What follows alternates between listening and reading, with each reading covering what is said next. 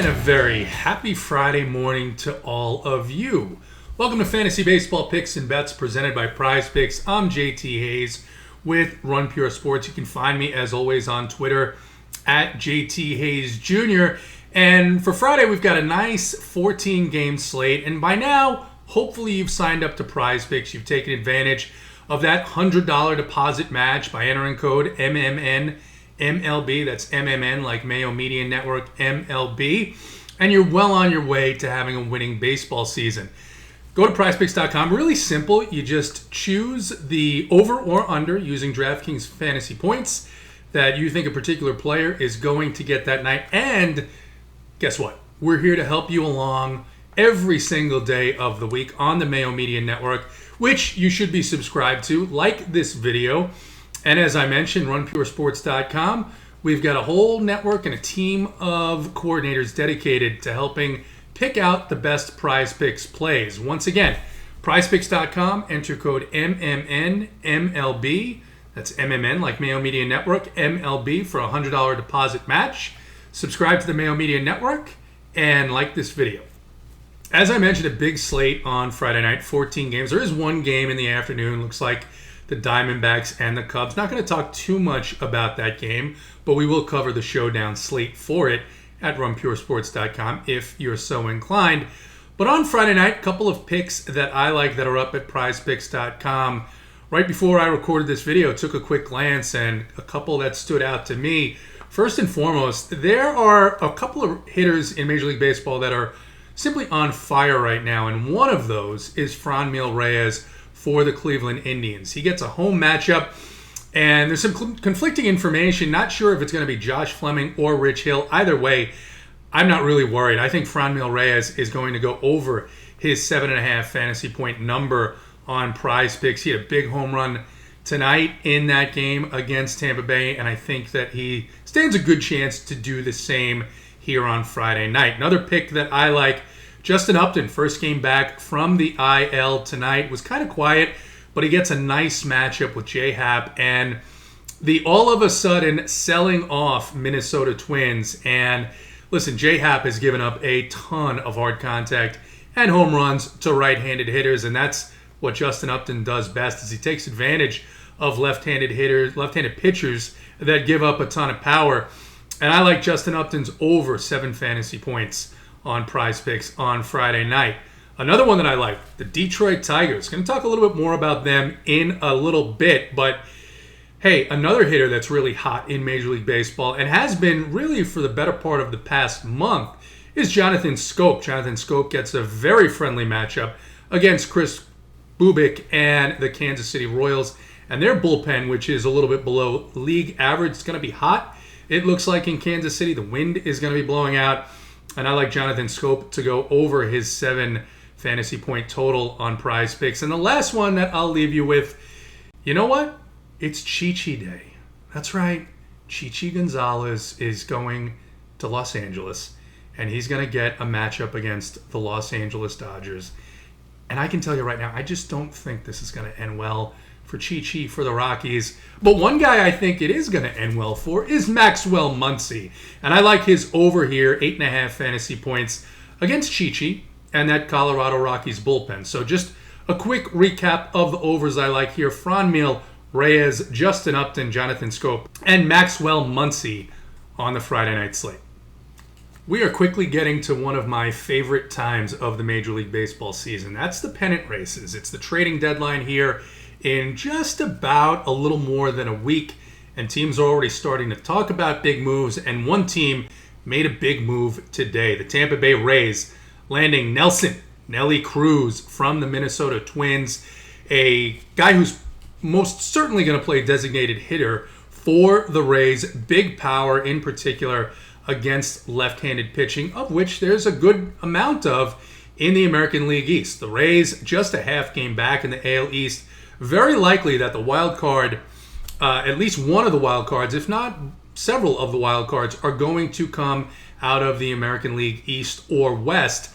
And with just about 2 months left in the season, looks like the Rays are starting to make moves here. And that was big for another reason on Thursday night, because the Minnesota Twins had a home matchup against Andrew Heaney. Andrew's had his ups and downs this year, but definitively an up night on Thursday. 7 innings pitched, 7 strikeouts, 2 earned runs allowed, and the win against the Minnesota Twins. Certainly no Mitch Garver helped. Certainly no Nelly Cruz helped. But the reason why I mention this is because we were all over him at Run Pure Sports. He was a guy that I said earlier in the day on Thursday that, look, it doesn't make sense from a numbers perspective, but his biggest games have been on the road. They've been against the best hitting teams against left-handed pitching.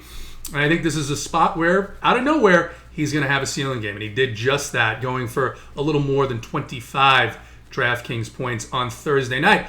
He's probably pretty close to the best points per dollar play on that slate. So, Andrew Heaney, big night on Thursday night.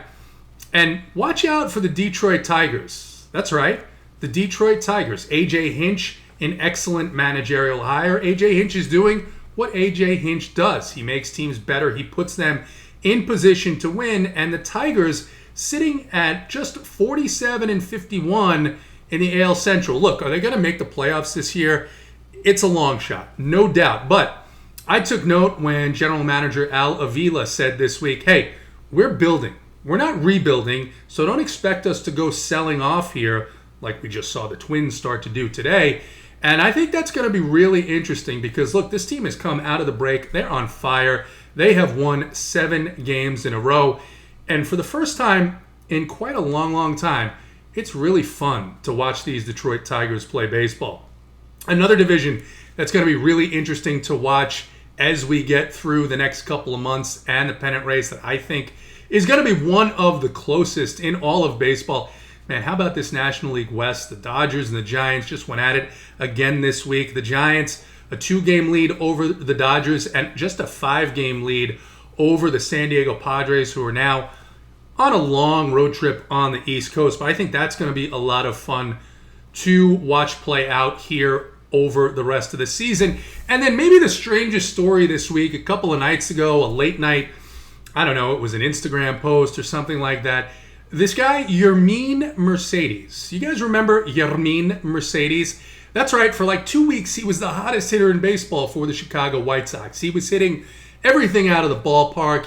He was just fun to watch. And then just a couple of weird circumstances. He did a couple of silly things that his manager thought were silly. He swung on a 3-0 pitch. I said at the time, look, if you're not going to judge these guys on their stats, then sure, maybe he shouldn't swing 3-0 against a position player. But I think he should. Personally, he did. He hit a home run.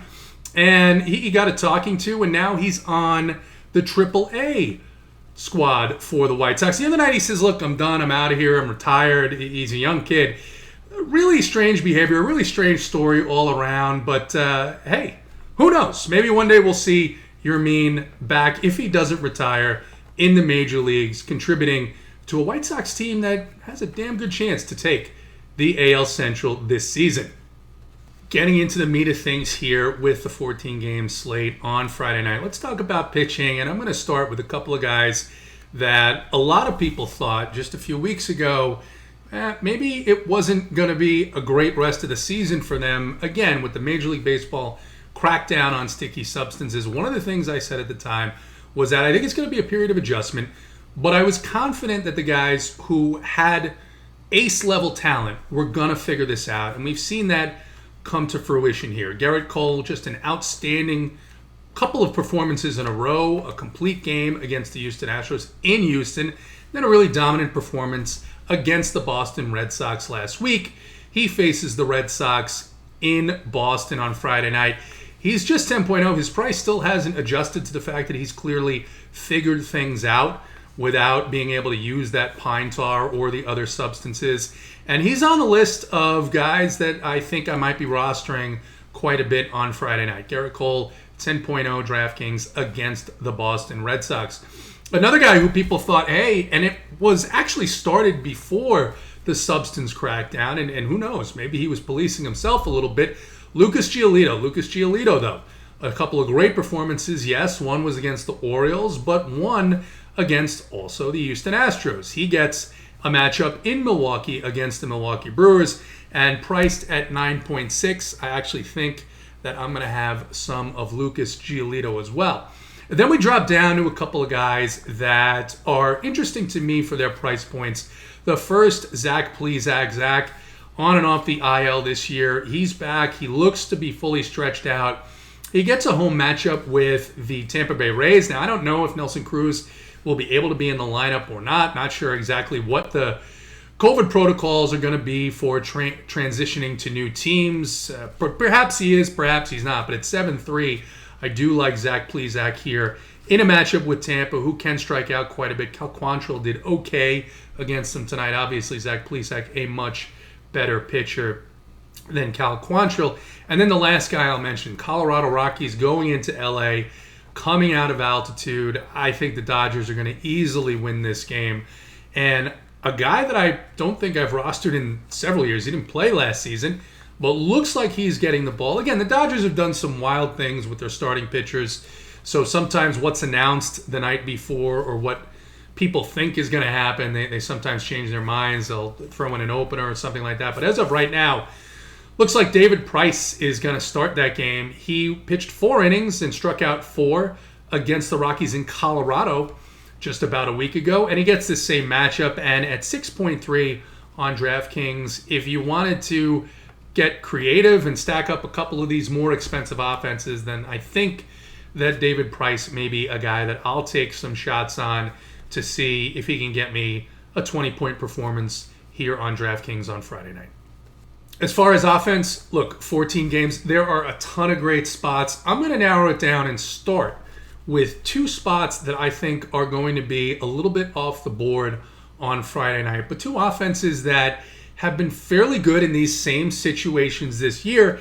And starting with the Detroit Tigers, who've won 7 in a row. I mentioned they're on a upward march to the 500 mark and possibly an outside shot at playoff contention. They get Chris Bubik, who simply has not figured it out in the major leagues just yet. He gives up a ton of hard contact, a ton of fly balls. He's got an expected ERA of 5.86, an xFIP of 5.08, and he gives up 1.87 home runs per 9. So I think a couple of these guys are going to go yard.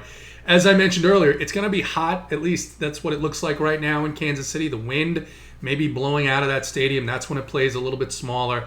I can see a bunch of runs being scored here. Honestly, I can see the Royals scoring some runs too here on Friday night. But sticking with the Tigers, my favorite guys from this lineup, already talked about Jonathan Scope at 4.9.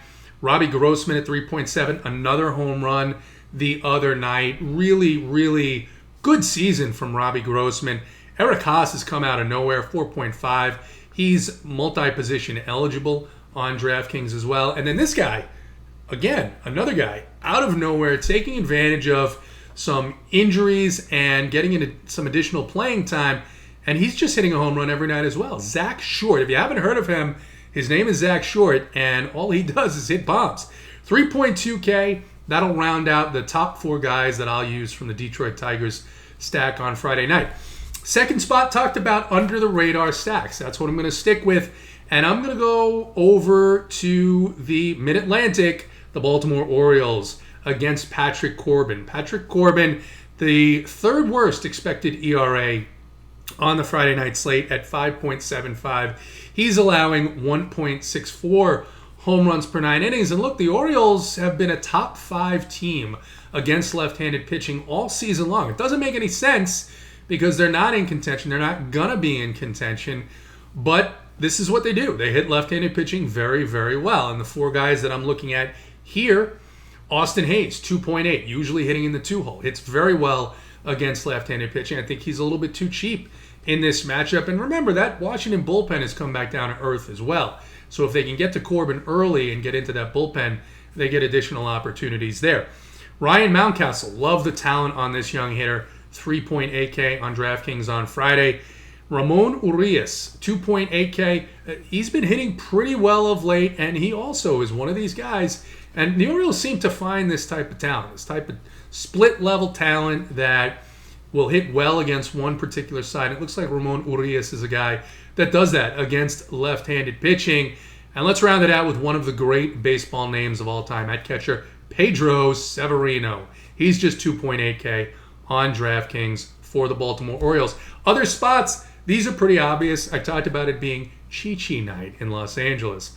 the Dodgers get Chi-Chi. I don't have to say any more because Chi-Chi actually has the worst expected ERA on this slate at 6.70. And then the Houston Astros against Colby Allard and the Texas Rangers. The Rangers, really the only team in the American League West that do not have a shot to be in the mix for the playoffs. And it'll be interesting to see what they do as the deadline passes here in the course of just a little more than a week. So like the Astros and the Dodgers, they are expensive, but you can pair them easily with these cheaper stacks like the Tigers and the Orioles and get your two higher end pitchers just as well. We'll finish it off with a couple of bets that I like. The Los Angeles Angels in Minnesota. Minnesota has begun to sell off. They'll be sending J Happ to the mound, or they won't. Maybe he'll get traded in the middle of the day to a contender that maybe thinks he can eat some innings. But I like this Angels team here. The -1.5 run line at +120. I think there's some good value there. It should be approaching the 90-degree mark in Minnesota. Looks like there may be a little bit of a wind blowing out there as well. So I like the Angels run line here. And then give me the Detroit Tigers money line. +110 right now on DraftKings. Like I said, they've won 7 in a row, and they're playing some really, really good baseball right now. That does it. That does it for Prize Picks on the Friday night 14-game slate. A lot of things could change. Like I said, sometimes the Dodgers will decide that, hey, we don't want to start David Price. Maybe we want to start an opener. Maybe that changes the way I look at their situation. There could be other things. There could be trades throughout the day. We'll get lineups late in the day. That's why you should visit us at runpuresports.com. Enter code OPEN50, 50% off of your first month's payment. What do we have there? I'm glad you asked. We've got a playbook for every single slate. We've got core plays for every slate. We've got slate strategies written by some of the best and brightest minds about Major League Baseball. And of course, we've got a Discord that's going 24/7. It's going right now, talking about the end of the Thursday night slate. RunPureSports.com. Enter code OPEN50 for 50% off of your first month's payment. I'm JT Hayes. Good luck tonight.